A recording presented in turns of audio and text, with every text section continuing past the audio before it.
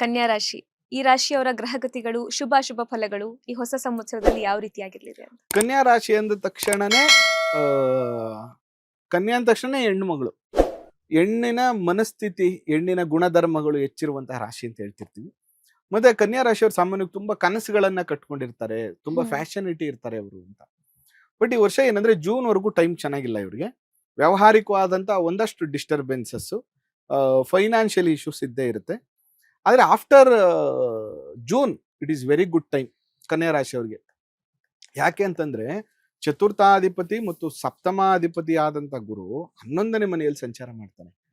After June ಏನು ನಾನು ಮನೆ ತಗೋಬೇಕು, ಸೈಟ್ ತಗೋಬೇಕು ಅನ್ನುವಂತ ಆಸೆ ಆಕಾಂಕ್ಷೆಗಳು ನಿಮ್ಗಿದೆ, 100% ಆಫ್ಟರ್ ಜೂನ್ ಮೇ ನಂತರ ನೀವು ಸೈಟ್ ಅನ್ನು ತಗೊಳ್ಳುವಂತ ಪ್ರಯತ್ನದಲ್ಲಿ ಯಶಸ್ಸು ಸಿಗುತ್ತೆ. ವೆಹಿಕಲ್ ತಗೋಬೇಕು, ಕಾರ್ ತಗೋಬೇಕು ಅನ್ನುವಂತ ಆಸೆ ಖಂಡಿತವಾಗಿ ಪೂರ್ಣ ಆಗುತ್ತೆ. ಅಯ್ಯೋ ನನಗೆ ಪ್ರಮೋಷನ್ ಬೇಕು, ತುಂಬಾ ದಿನಗಳಿಂದ ಟ್ರೈ ಮಾಡ್ತಾ ಇದ್ದೀನಿ ಅಂದ್ರೆ ಆಫ್ಟರ್ ಜೂನ್ ಪ್ರಮೋಷನ್ ಸಿಗುತ್ತೆ. ಮತ್ತೆ ಒಂದಷ್ಟು ಸಾಲಗಳಿತ್ತು ಅಂದ್ರೆ ಆಲ್ಮೋಸ್ಟ್ ನನ್ನ ಪ್ರಕಾರ ಜೂನ್ ಇಂದ ಯುಗಾದಿ ಒಳಗಡೆ ಮ್ಯಾಕ್ಸಿಮಮ್ ಸಮಸ್ಯೆಗಳು, ಆರ್ಥಿಕ ಸಮಸ್ಯೆಗಳು ನಿವಾರಣೆ ಆಗುತ್ತೆ.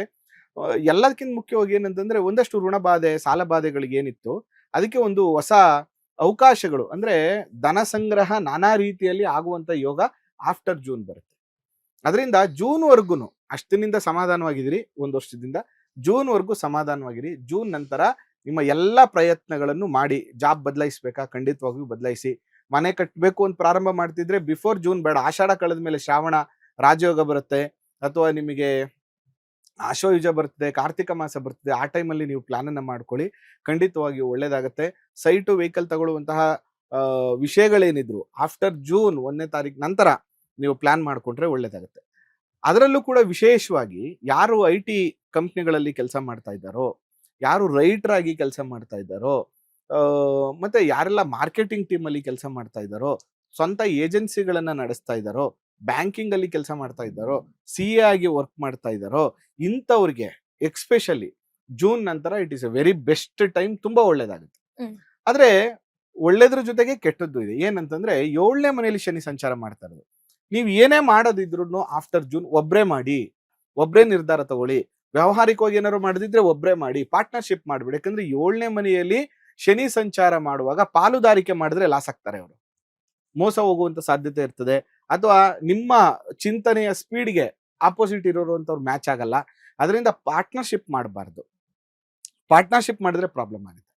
ಅದ್ರ ಜೊತೆಗೆ ಬಹಳ ಮುಖ್ಯವಾಗಿ ಹೆಣ್ಣು ಮಕ್ಕಳಾಗಿದ್ರೆ, ಯಾರೆಲ್ಲ ಕನ್ಯಾ ರಾಶಿಯಲ್ಲಿ ಹೆಣ್ಮಕ್ಳು ಜನನ ಆಗಿದ್ರೆ ಅವ್ರಿಗೆ ಈ ವರ್ಷ ಸ್ವಲ್ಪ ಕಂಪ್ಲೀಟ್ ವರ್ಷ ಹಾರ್ಮೋನ್ಸ್ ಇಂಬ್ಯಾಲೆನ್ಸ್ ಆಗುವಂಥದ್ದು, ಮತ್ತೆ ಋತುಚಕ್ರದಲ್ಲಿ ವ್ಯತ್ಯಾಸ, ಋತು ತುಂಬಾ ಲೇಟ್ ಆಗೋದು ಅಥವಾ ತುಂಬಾ ರಕ್ತಸ್ರಾವ ಆಗುವಂಥದ್ದು, UTI ಪ್ರಾಬ್ಲಮ್ಸ್ಗಳು ಬರುವಂತ ಸಾಧ್ಯತೆಗಳು ಜಾಸ್ತಿ ಇರುತ್ತೆ. ಅದೇ ಗಂಡು ಮಕ್ಕಳಾಗಿದ್ರೆ ಅವ್ರು ಸ್ವಲ್ಪ ಬ್ಯಾಕ್ ಪೈನ್ ಬರುವಂಥದ್ದು, ಮಂಡಿ ನೋವು ಬರುವಂಥದ್ದು, ಮಸಲ್ ಪೈನ್ ಬರುವಂಥದ್ದು, ಈ ತರದ ವಿಚಾರದಲ್ಲಿ ಸ್ವಲ್ಪ ಅನಾರೋಗ್ಯ ಇವರಿಗೆ ಪೀಡಿಸುತ್ತೆ.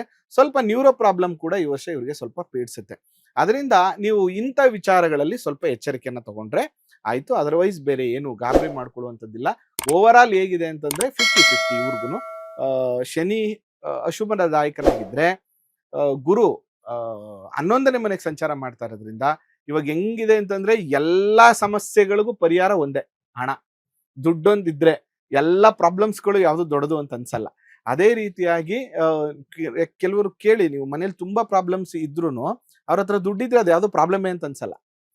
ಅದೇ ಮನೇಲಿ ಎಲ್ಲವೂ ಚೆನ್ನಾಗಿರ್ಲಿ, 3 ಹೊತ್ತು ಊಟ ಇದೆ, ಜೀವನ ಮಾಡ್ತಾ ಇದೀವಿ, ಚೆನ್ನಾಗಿದ್ದೀವಿ, ಹ್ಯಾಪಿ ಆಗಿದ್ದೀವಿ, ಅವ್ರ ಹತ್ರ ಫೈನಾನ್ಷಿಯಲಿ ಸ್ಟ್ರಗಲ್ಸ್ ಇದ್ರೆ ಅಯ್ಯೋ ನಮ್ಮ ಮನೇಲಿ ಹ್ಯಾಪಿನೆಸ್ಸೇ ಇಲ್ಲ ಅಂತಾರೆ.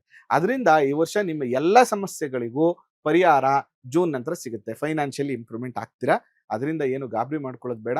ಓವರ್ ಆಲ್ ನೀವು ಪರಿಹಾರ ಅಂತ ಬಂದ್ರೆ ತುಳಸಿ ಪೂಜೆಯನ್ನ ಮಾಡಿ, ತುಂಬಾ ಒಳ್ಳೇದು.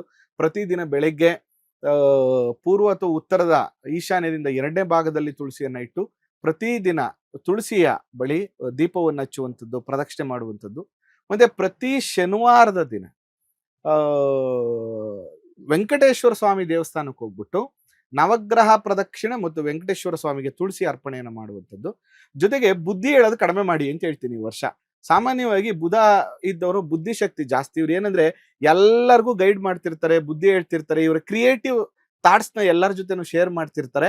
ಅದರಿಂದ ಈ ವರ್ಷ ಮಾಡಬೇಡಿ. ನಿಮ್ದೇನು ಕ್ರಿಯೇಟಿವಿಟಿ ಇದೆ ಅದನ್ನ ಆದಷ್ಟು ನೀವೇ ಸದ್ಬಳಕೆ ಮಾಡ್ಕೊಳ್ಳಿ. ಅದರಿಂದ ತುಂಬಾ ಒಳ್ಳೇದಾಗುತ್ತೆ. ಜೊತೆಗೆ ನಾನು ತುಂಬಾ ನಾಲೆಡ್ಜಬಲ್, ನಾನು ತುಂಬಾ ಬುದ್ಧಿವಂತ, ನನ್ನ ಮಾತನ್ನ ಎಲ್ಲರೂ ಕೇಳಲಿ ಅನ್ನೋದನ್ನ ಕಡಿಮೆ ಮಾಡಿಕೊಂಡು ಬೇರೆಯವ್ರ ಮಾತನ್ನು ಸ್ವಲ್ಪ ಕೇಳಿಸ್ಕೊಳ್ಳಿ. ಅದು ನಿಮಗೆ ತುಂಬಾ ಅನುಕೂಲ ಆಗುತ್ತೆ. ಈ ಪರಿಹಾರ ಮಾಡಿಕೊಂಡ್ರೆ ಓವರ್ ಆಲ್ ಈ ವರ್ಷ ಕನ್ಯಾ ರಾಶಿಯವರು ಕೂಡ ಜೂನ್ ನಂತರ ಶುಭದಾಯಕದ ಫಲಗಳನ್ನು ಅನುಭವಿಸ್ತಾರೆ. ಲೇಟೆಸ್ಟ್ ಹಾಗೂ ಇಂಟ್ರೆಸ್ಟಿಂಗ್ ಸುದ್ದಿಗಳಿಗಾಗಿ ಬಾಸ್ ಟಿವಿ ಕನ್ನಡ ಚಾನೆಲ್ನ ಸಬ್ಸ್ಕ್ರೈಬ್ ಮಾಡಿ.